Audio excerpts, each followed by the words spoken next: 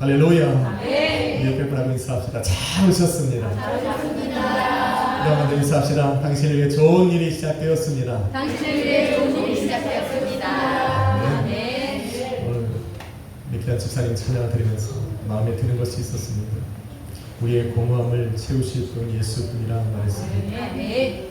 미국에는 1년 365일 예배를 드리는 교회가 있습니다. 그래서 그 교회는 하루에 한 번 드리는 게 아니라 하루 1년 365일 하루 24시간 드립니다. 그래서 한 번 예배가 시작되면 4시간씩 끊어서 예배를 드리는데 찬양팀이 매일 바뀝니다. 그런데 매일 예배 때마다 사람들이 넘쳐납니다. 세상에 공허한 사람들, 예수의 말씀이 필요한 사람들, 예수가 필요한 사람들이 모여서 예배를 드립니다. 참 우리나라도 그런 예배가 우리 교회에서 있어지기를 참 바랍니다. 그래서 우리 교회도 기도원을 좀 해야 돼요. 그래야 공부한 사람들이 와서 예배로, 예수로 그들의 삶을 채워나가리라 믿습니다. 꿈꿔보는 건 제가 아니니까 꿈꿔봅니다. 제목 한번 같이 있습니다. 가늠하다 잡힌 여인에게 새 삶을 주신 예수님. 가늠하다 잡힌 여인에게 새 삶을 주신 예수님. 오늘은 예수 맹정 74번째 이야기입니다. 여러분, 가늠하다 잡히면 돌에 맞아 죽습니다. 요즘에는 피할 것도 있지만 예전에 그렇지 않습니다. 가늠하다 잡히면 돌에 맞아 죽습니다. 7일 동안 이어진 초막절도 끝났습니다. 그래서 말씀처럼 사람들이 각자 집으로 돌아갑니다. 소란했던 예루살렘 성전도, 또 사람들이 장막을 쳤던 성 밖의 들판도 이제 조용해졌습니다. 예수님을 잡아 죽이려 했던 사람들도 집으로 돌아갔고, 예수님의 앞에 모여 예수님의 말씀을 듣던 사람들도 전부 다 자기의 길로 돌아갔습니다. 예수님을 참 선지자요 그리스도라 믿었던 사람들도 각자의 집으로 돌아갔습니다. 결국 예수님 혼자 감람산으로 가서 기도하시는 겁니다. 그리고 보면 신앙과 믿음이 무엇인지 생각해보게 됩니다. 그토록 메시아로 오실 그리스도를 기다렸던 사람들입니다. 8년, 2년도 아닌 수십 년을 그리스도를 보내실 거라시는 그 하나님의 말씀을 붙들고 그들은 성전에 나가 예배하며 메시아를 기다렸습니다. 그리스도를 기다렸습니다. 그런데 예수가 그리스도라는 것을 알게 되었습니다. 그런데 그들은 자기의 길로 떠나버렸습니다.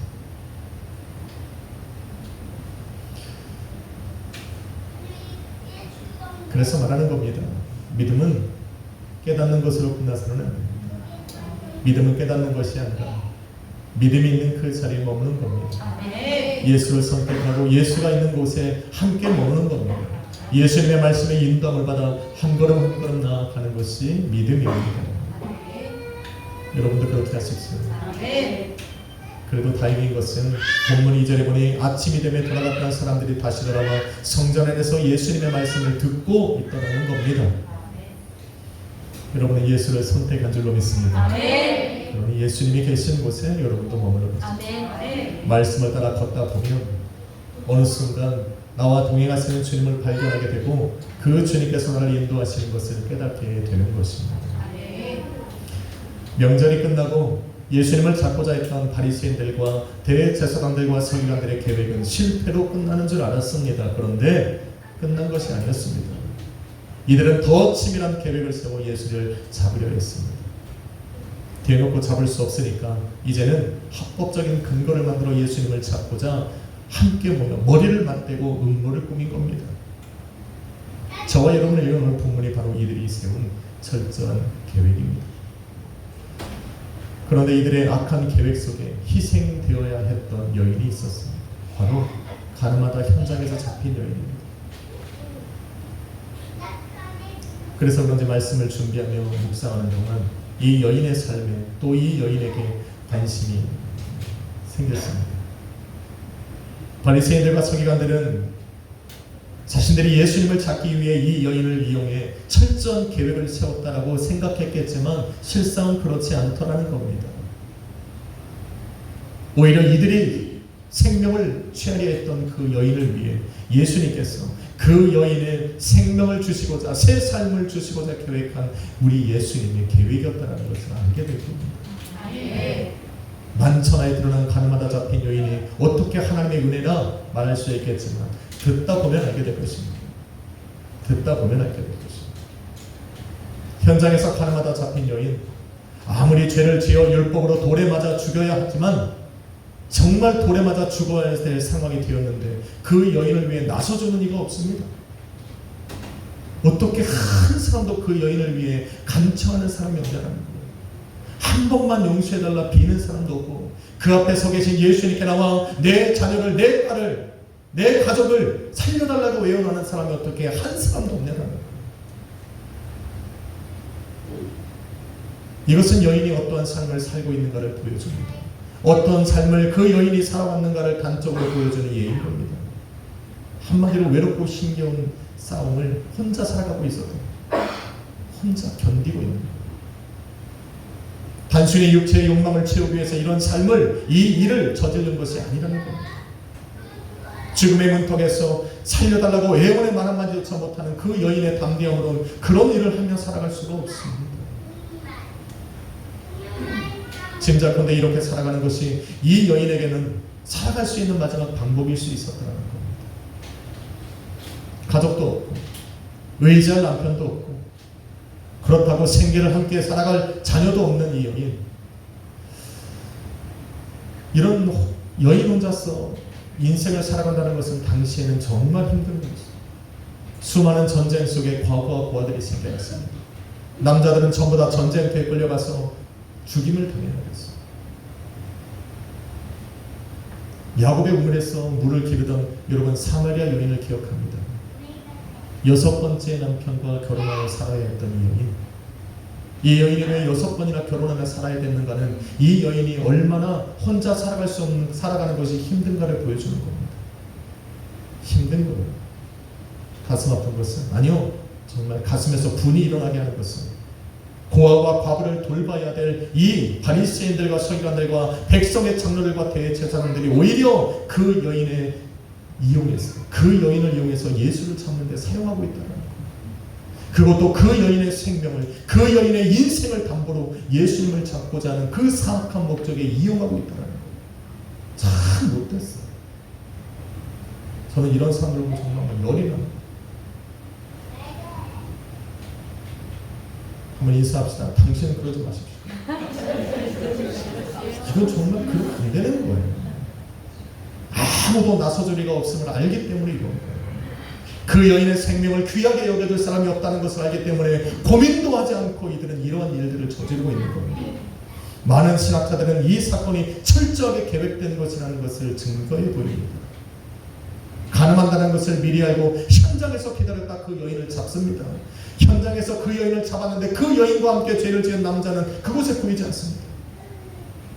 그 여인을 잡아온 것이 바로 성전에 들어가서 예수님이 많은 사람들을 가르칠 바로 그때라는 것을 성경은 보여주면서 철저하게 이것은 바리새인들과 서기관들이 계획되었다는 것을 그들은 증명해 보입니다. 저도 같은 생각입니다. 한 여인의 생명을 담보로 예수님을 잡고자 했던 그들에게 사악한 도구로 사용하고 있다는 것, 저는 분노가 일어납니다. 이런 서기관들의 바리새인들의 계획이 이루어지면 안 되는 거 아닙니까? 또 이루어질 수도 없습니다. 왜? 예수님이 모를 리가 없습니다. 다 알고 있습니다. 그럼에도 불구하고 예수님께서 그들 앞에 서 계신 이유는 그들의 계획을 몰라서가 아니라 그들의 계획에 사용된 그 여인의 생명을 구원하기 위함입니다. 그 여인의 생명을 우리 하나님께서 귀히 여기사 새 생명을 주기 위해서 예수님은 그 현장에서 기다리고 있는 겁니다. 누구만 몰라요. 바리새인들과 서기관들만 모를 뿐이에요. 세상은 예수 믿는 사람들을 죽이려고 계획을 세웁니다. 약하고 여린 사람들을 이용해서 자신들의 이익을 꾸미려 하지만 하나님의 자녀들은 예수 그리스도를 믿는 믿음의 성도들의 삶은 우리 하나님이 지키고 계시는 거예요. 설령 그걸로 인해서 우리가 우리의 삶이 망가져도 오늘 여인처럼 우리 주님이 계시면 생명을 얻는 겁니다. 여러분 예수님이 계시는 곳에는 생명이 있습니다. 믿으셔야 돼요. 다시 살아나는 역사가 우리 예수 그리스도 안에 있습니다. 사도 요한은 은밀하게 짜여진 이들의 사악한 계획을 만천하에 공개합니다. 이들이 얼마나 은밀히 계획을 세웠겠어요. 그 여인이 알아서는 안 되고 그 일을 행하고 있다는 걸 사람들이 알아서는 안 돼요. 그 밤에 함께 모여 이 음모를 짜고 있는데 그것을 지금 성령 하나님은 사도 요한을 통해서 만천하에 드러내 보이고 있는 거예요. 6절에 뭐라 말합니까? 이들이 이렇게 하는 것은 예수를 고발할 조건을 알고자 예수를 시험하려 합니다. 목적이 달라요. 사람들의 신앙과 믿음을 다시 세우기 위해서 이 일을 하고 있는 것이 아닙니다. 자신들의 눈에 가시와 같은 존재인 예수를 잡고자 하는 그 유일한 목적으로 지금 여인의 생명을 걷어가려 하는 겁니다. 율법은 소외된 자들을 위해서 사용되어져야 됩니다.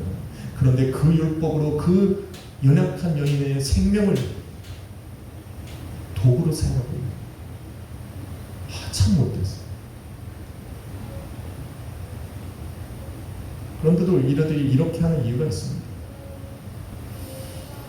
요한복음 7장 49절에 보니 이들은 자신들이 율법에 능통한 자, 율법에 능한 자라 여겼습니다. 그리고 예수는 율법을 모르는 자로 생각했어요. 그래서 율법의 반대 자리에 서고 있다고 믿었습니다. 그래서 예수를 말씀을 듣고 예수를 믿는 사람들에게 율법을 알지 못하는 자들이라고 손가락질을 했던 거예요. 그래서 자신들이 가장 자신 있다고 생각하는 율법으로 예수를 시험하려고 합니다. 완전한 착각이에요.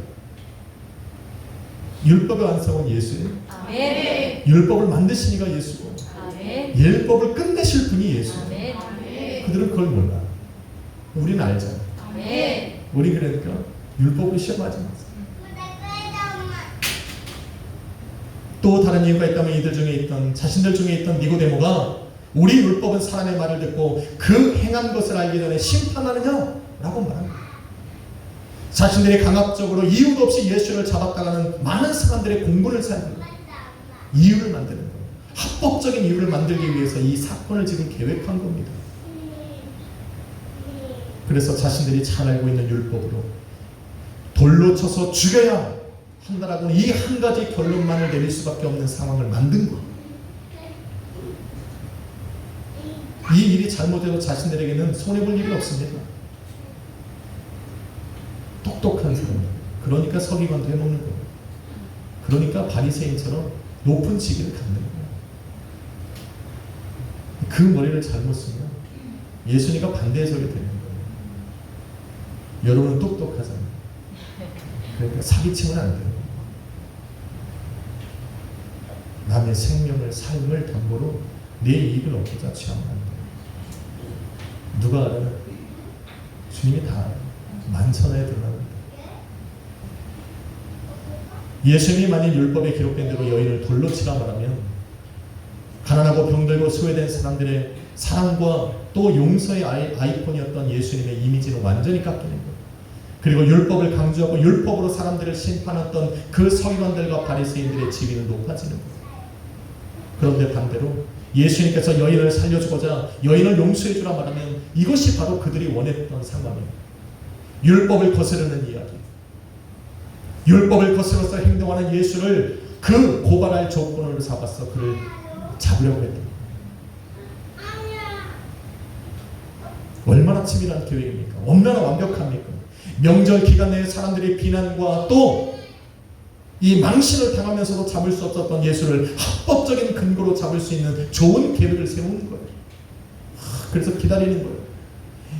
예수 그리스도 앞에 여인을 가져다 놓고 이제 예수님께서 뭐라고 말하는지 예수님의 입만 보는 거예요. 아니 말을 해보라는 거예요. 당신 같으면 어떻게 하겠냐? 그 많은 사람들이 모여서 그 많은 사람들 앞에서 예수의 입만 바라보고 있는 거예요. 얼마나 지금 마음이 막 통쾌하겠어요. 한마디만 해. 무슨 말을 하든지 자기들에겐 유익하고 자신들이 이기니까 한마디만 해보라고 그냥 기다리고 있는 거예요. 이를 갈고 준비하는 거예요. 그래서 이 계획을 세우고자 명절이 끝나고 모든 사람들이 집에 돌아가고 예수님은 감람산으로 기도하러 가셨는데 이 사람들은 집에도 안 가고 한 자리에 모여서 이것을 계획한 거예요. 날이 새기까지 머리를 맞대고 계획을 짠 겁니다. 그리고 그 다음 날이 되고 성전으로 사람들이 모이고 사람들 앞에 모여 사람들 앞에 서서 예수님의 가르치기를 시작할 때 그 성전 안으로 그 여인을 끌고 들어와서 지금 세워놓은 거예요.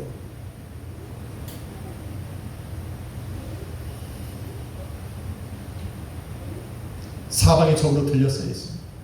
도망갈 곳도 없고 도와줄 이도 없습니다. 혼자서 이 그렇고 곤란한 상황을 모면해야 되는데 여인은 그럴 힘이 없습니다. 끌려온 여인의 생명을 위해 뭐라도 해야 되는데, 뭐라도 결정해야 되는데, 뭐라도 말을 해야 되는데 결정 내리기가 쉽지 않습니다. 완전한 진퇴양을 합니다. 바리새인들과 서기관들이 기다렸던 상황, 당황해하는 모습, 예수님이 난감해하시는 상황, 예수님이 뭐라도 해야 되는데 그렇게 많은 사람들 앞에서 강하게 선포했던 예수님이 말 못하는 상황을 만들어버리는 것, 그 당황하는 예수님을 보는 것, 그들이 꿈꿨던 시간입니다. 얼마나 마음이 들떴겠어요. 마음이 흥분되는 거예요. 큰 쾌감을 기대하고 기다리고 있는데 본문에 보니 그렇지 않았다는 거예요. 예수님은 누구도 예상하지 못했던 방법으로 그 여인을 살려내셨어요. 할렐루야. 인간의 방법으로는 도대체 방법이 안 됩니다. 그런데 예수님은 예수님의 방법대로 여인을 살려냈습니다. 6절에 보니까 이들의 말을 듣고 몸을 굽혀 손가락으로 땅에 무언가를 쓰셨어요. 그리고는 그들에게 말을 합니다. 그런데 또 손가락으로 땅에 무엇인가를 쓰고 계시는 그 예수님에게 계속해서 물어보는 거예요. 뭐라도 말을 해보라는 거예요.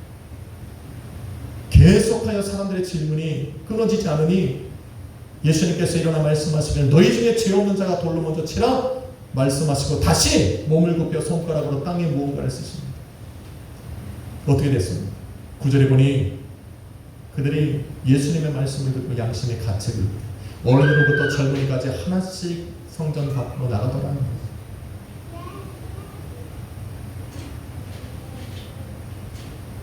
학자들은 예수님이 과연 땅바닥에 뭐라고 쓰셨을까에 관심이 있습니다. 참 신앙 없는 사람들이 하는 것도 그래요.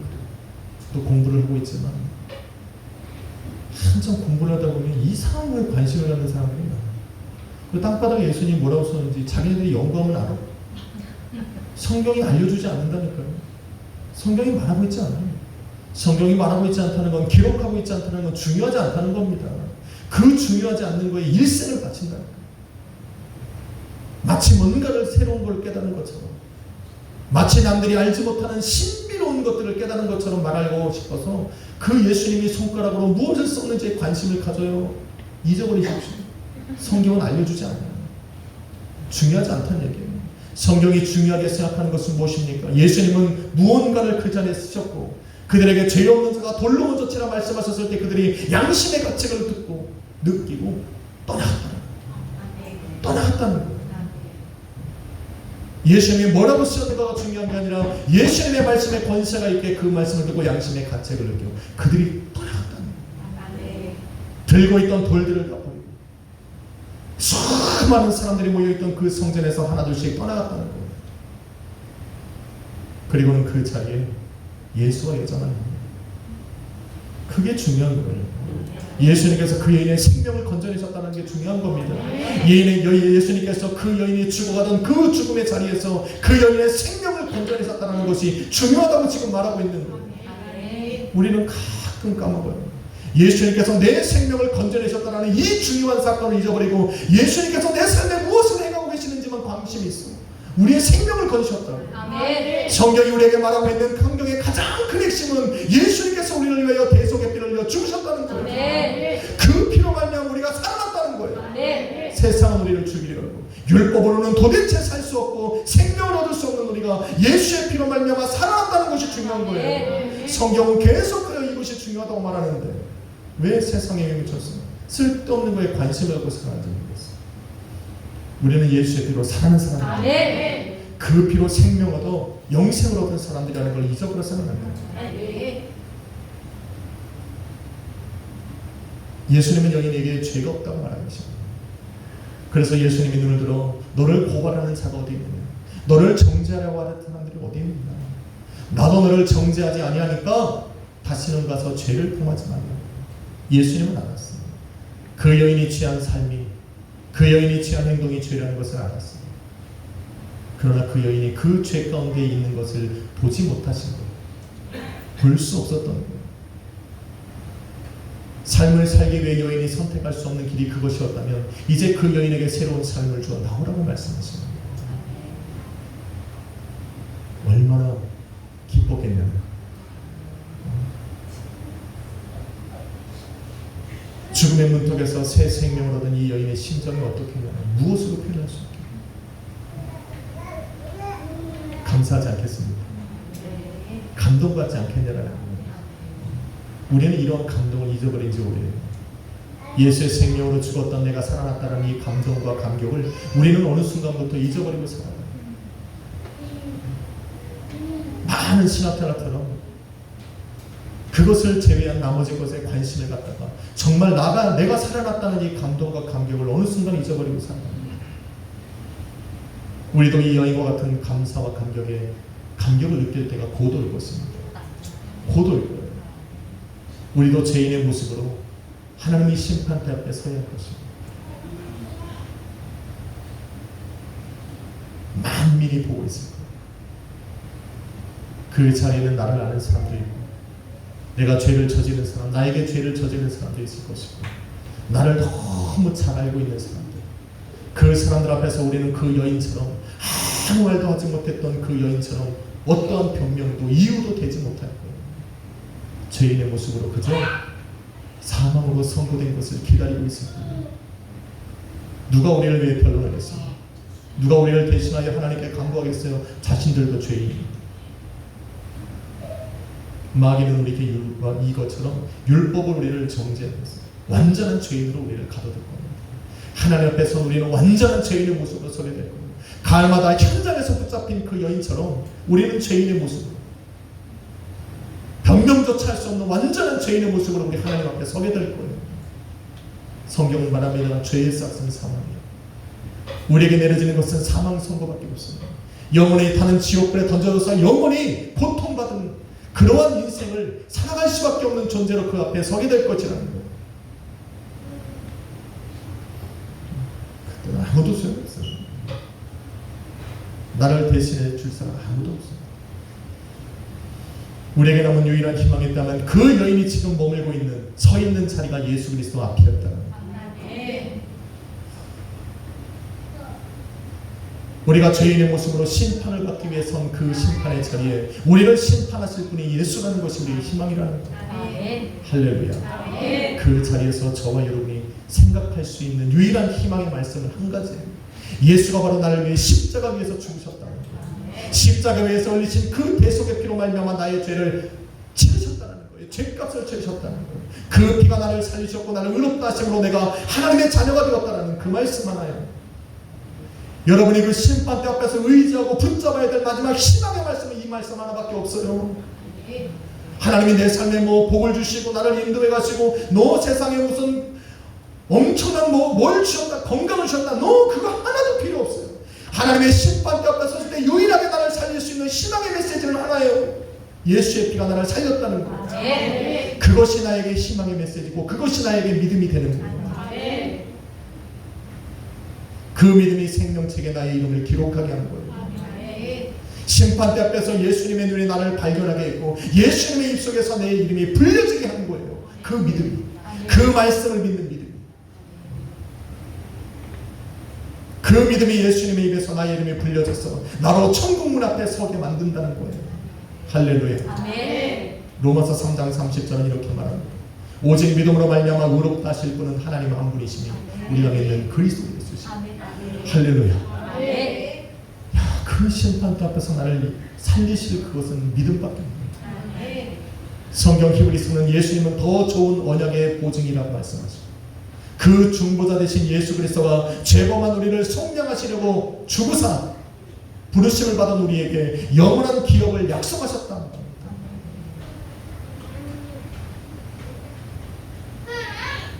생명책에서 나의 이름이 불려지고 할렐루야. 참 저는 그때를 연상합니다. 죄인의 무릎으로 선 나를 누가 변론해 줄 수 있어요? 그런데 예수님께서 그 앞에서 나를 바라보시며 생명책에서 내 이름을 찾아 내 이름을 부르실 때 얼마나 감격스러워. 그리고 열린 천국문으로 나를 들어가게 하신 그때의 감격과 감동 무엇으로 표현해요? 나의 선한 행위가 나의 도움이 되겠습니까? 그 열린 천국문 앞에 서서 그 천국문을 들어갈 때야 비로소 우리는 성경이 왜 이 땅에 오신 예수 그리스도를 큰 기쁨의 좋은 소식이라고 말했는지를 진짜 깨닫게 돼요. 깨닫게 돼요. 예수님이 내 삶에 복을 주셔서 우리는 예수 그리스도를 복되고 기쁜 소식이라 말하지 않습니다. 우리가 정말로 예수가 나의 큰 기쁨의 좋은 소식이라는 것을 우리는 그 천국문 앞에서 깨닫고 고백하게 됩니다. 그 천국문 앞에서 여러분의 모습을 저는 상상합니다. 할렐루야 찬송이 이렇게 들어갈 거예요.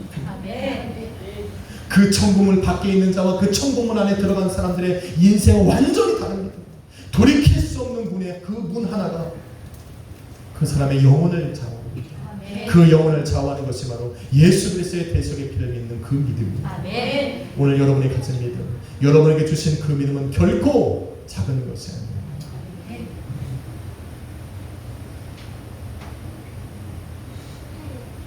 저는 말씀을 준비하고 새삼 깨닫습니다. 이 감격과 감사가 이 믿음을 통해서 내게 주어졌다는 것이 얼마나 행복한지 모릅니다. 사랑하는 성도 여러분, 이런 부분이 시작부터 우리에게 한 가지를 말합니다. 예수는 세상의 빛이다. 예수님은 생명의 빛이다. 그 빛에 나오는 자들은 모두가 다 생명이니라. 그런데 수많은 사람들이 빛이 비춤에 어둠으로 숨어버렸습니다. 예수님은 세상에 오셔서 구원받을 백성들을 부르기 시작합니다.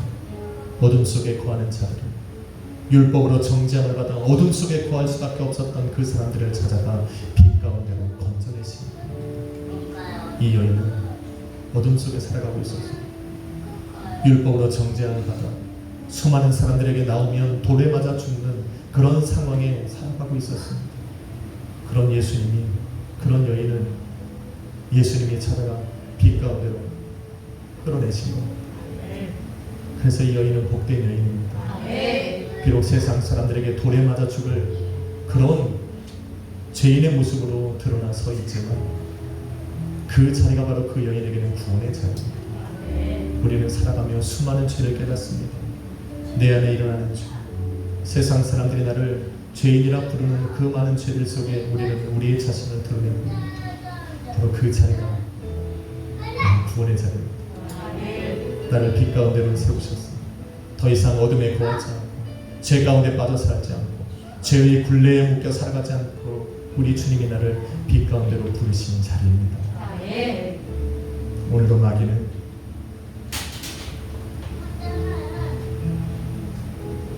율법으로 그 여인을 정죄하고 돌로 쳐 죽이려 했던 그 바리새인들과 서기관들처럼 우리를 율법으로 먹고 죄인으로 몰아갑니다.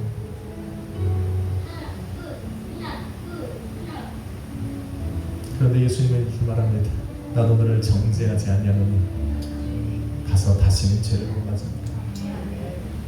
다시 죄를 범하지 않는 삶을 우리에게 주신 겁니다. 그 삶은 절대로 죄와 동행하는 삶은 아닙니다.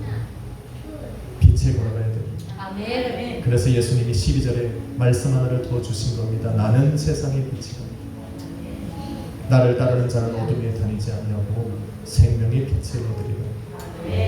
예수님은 그 여인에게 죄를 범하지 말라 하시고 죄를 범하지 않는 삶을 살아갈 수 있는 방법을 알려주신 겁니다. 바로 빛 가운데 걸어가는 것. 우리의 빛은 예수입니다. 여러분의 삶에 예수가 있다면 오늘도 우리는 빛 가운데 걸어가는 것. 죄가 없어 의인이 아니라 우리의 죄가 예수 그리스도 앞에 드러나 회개할 기회를 얻기 때문에 의인입니다. 오늘도 한 주간 살아가야 될 것입니다. 수많은 세상이 또 세상 속에서 우리는 죄인의 모습이 드러날 것이지만 오늘도 그 여인 앞에 있던 예수 그리스도를 믿고 오늘도 나의 죄를 고백하고 주님과 동행하는 삶을 살아가시기를 주님의 이름으로 축원합니다. 여러분에게 주어진 그 새 삶을 결코 헛된 시간으로 낭비하지 마시고 오늘도 예수 앞으로 가며 생명을 얻으십시오. 그 생명의 길에 우리 주님이 동행해 주실 겁니다. 십자가밖에 없습니다. 오늘 특성이 얼마나 저희 마음이 와닿죠. 이 여인의 마음이 얼마나 공허했을까. 의지할 것 없는 삶이 얼마나 공허했을까. 그 공허한 여인의 삶에 예수가 찾아가신 겁니다. 그 여인의 예수와 걸어가 우리도 걸어갑시다. 아멘. 그런 복된 길을 걸어가실 수 있습니다. 믿음으로 기도하겠습니다. 걸어가신 아버지 하나님 감사합니다. 공부했던 여인이 선택할 수밖에 없었던 그 어둠의 길, 그 어둠의 길에서 그 여인을 건져내시고자 당신 앞에 세우신 주님, 오늘 우리는 죄 가운데 섞여 죄 가운데 살아가지만 오늘 나를 찾아오신 생명의 빛 되신 주님으로 우리는 다시 한번 빛으로 나아갑니다. 나에게 죄를 알려주시고 죄를 깨닫게 하시는 그 자리가 나의 구원의 자리요 믿음의 자리임을 알고 주님께 나아가 나를 고백해드리는 회개하며 나아가는 우리 성도님들 되게 하여 주옵시고 아멘. 생명의 빛으로도 새 삶을 주님과 동행하는 복된 길을 걸어가게 하여 주옵소서. 아멘. 오직 나를 구원하실 분 예수밖에 없습니다. 아멘. 나의 공허한 삶을 채우실 분 예수밖에 없습니다. 아멘. 오직 그 십자가의 피가 나를 이 시간 구원했음을 믿고 오늘도 그 십자가를 바라보며 동행하는 우리 성도님들 되게 하여 주옵소서. 아멘. 우리를 구원하신 예수 그리스도의 이름으로 기도했습니다. 찬양하라고 합니다. 우리 예전에 불렀던 찬양인데 함께 부르며 주님의 은혜에 감격합시다.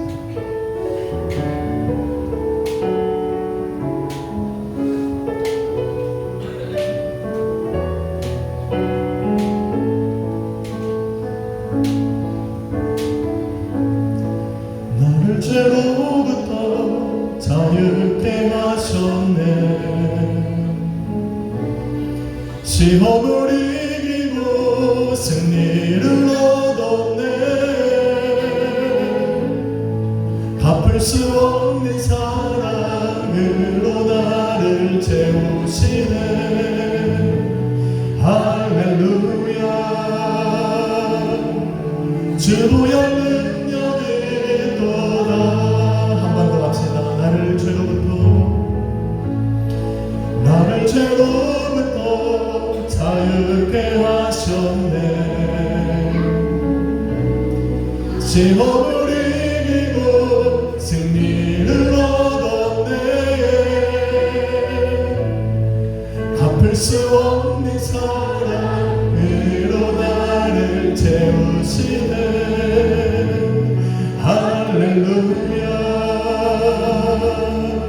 주보혈 능력이 또다.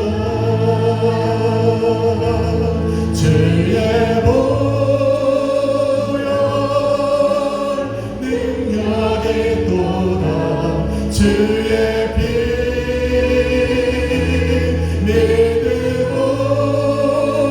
믿음으로 주의 보혈 그 어린 양을 매우 그 즐겁기로다.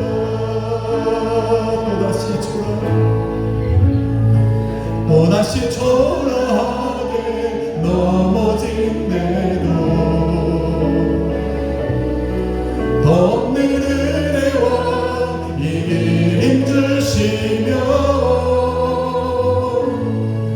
갚을 수 없는 사랑으로 나를 채우시네. 할렐루야. 주보혈 능력이 또다. 주의 보혈